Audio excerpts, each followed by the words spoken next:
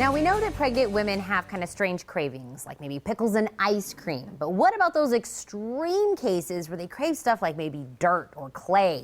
What is that about? Our pregnancy expert, Judith Schuler, of course, explains this to us. Those are a little odd. That's called pica. Okay. And not only pregnant women have it, other people can have pica. And when you have pica, you crave things like clay, dirt, coffee grounds, cornstarch, laundry starch, wax.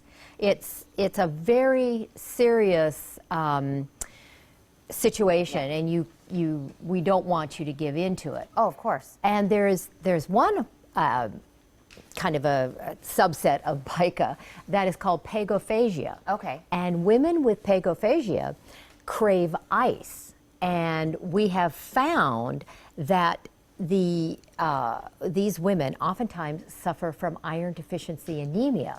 And they crave ice because iron deficiency anemia can cause your tongue to get really hot. So they're craving the ice to cool their tongue. There's a real reason there.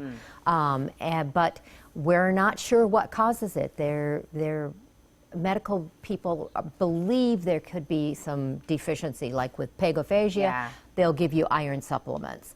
With the other ones, they oftentimes, give you a supplement and it's iron, but it's something that's very dangerous, and you can't give into it. You have to see your doctor about it. I was gonna say, but still have a conversation with your doctor that, definitely. hey, when I do my laundry, I kind of want to eat the this detergent.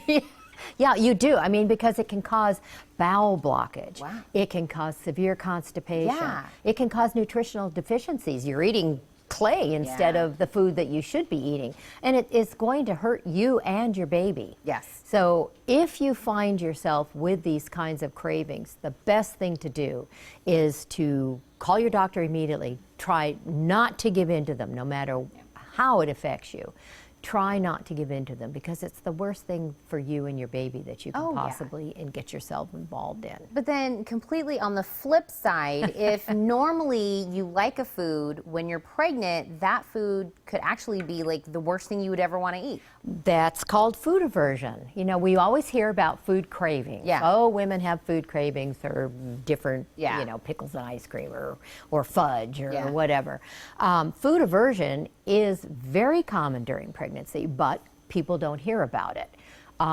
It is a situation in which a woman finds herself getting really sick to her stomach if she eats a food that she normally eats and loves. And even sometimes smelling or seeing the food can make her nauseous.